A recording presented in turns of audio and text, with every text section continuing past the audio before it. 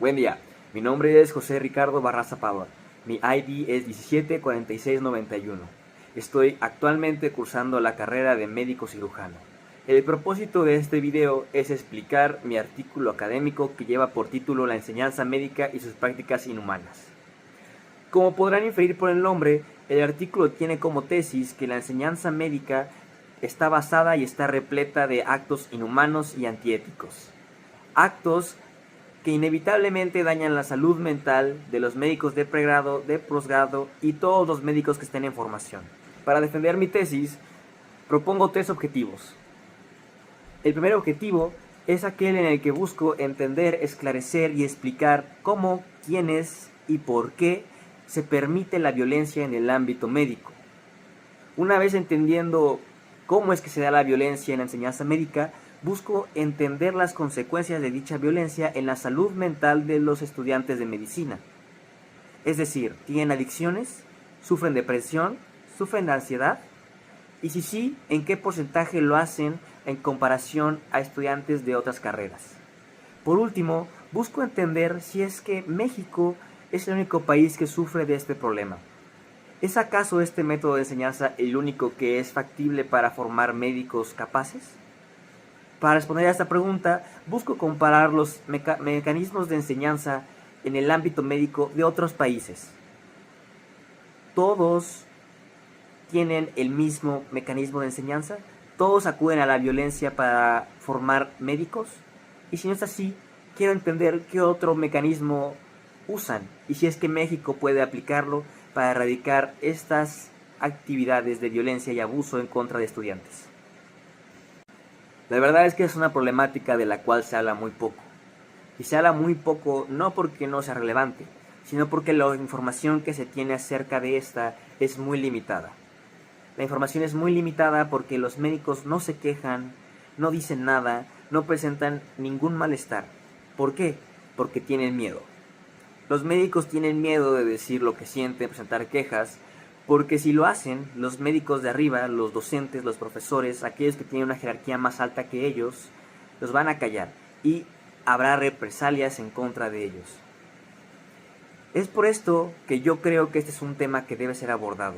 Es un tema que debe ser explicado para que todos tengamos una idea de lo que sucede a puertas cerradas.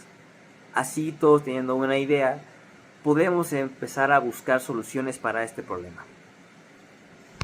A pesar del miedo, a pesar de que se mantienen callados, yo encontré una estadística que la verdad me sorprendió mucho.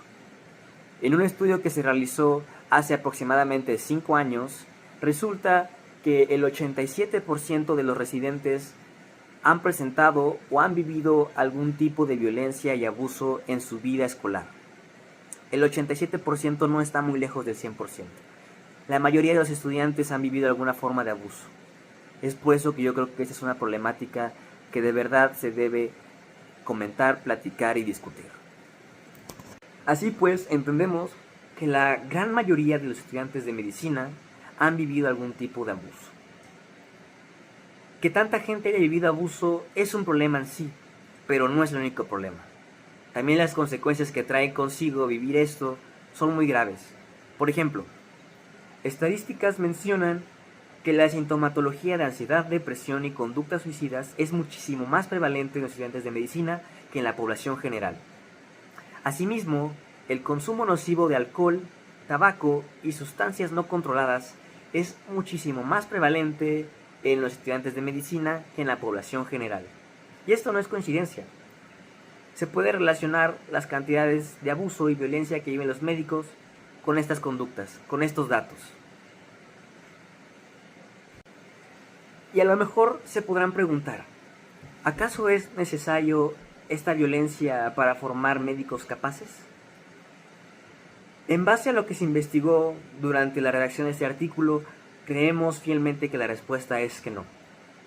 México no es el único país que egresa médicos capaces. México tampoco es el único país que tiene este método de enseñanza violento.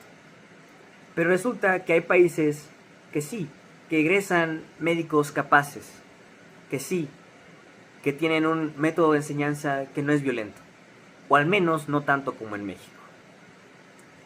Entonces, la respuesta a la pregunta es no. Puede haber una enseñanza médica sin la necesidad de violencia. El problema es cómo adaptar a nuestro país. Esa es una pregunta que se podrá resolver en futuras investigaciones, ya que este artículo no responde a esas preguntas. Asimismo, tampoco se responde si la violencia tiene predominancia en algún tipo de población específica, o si es que en instituciones públicas es más común, o es más común en privadas. Tampoco se responde la pregunta si es que hay regiones como si es acaso el norte más violento, es el centro más violento o es el sur más pacífico.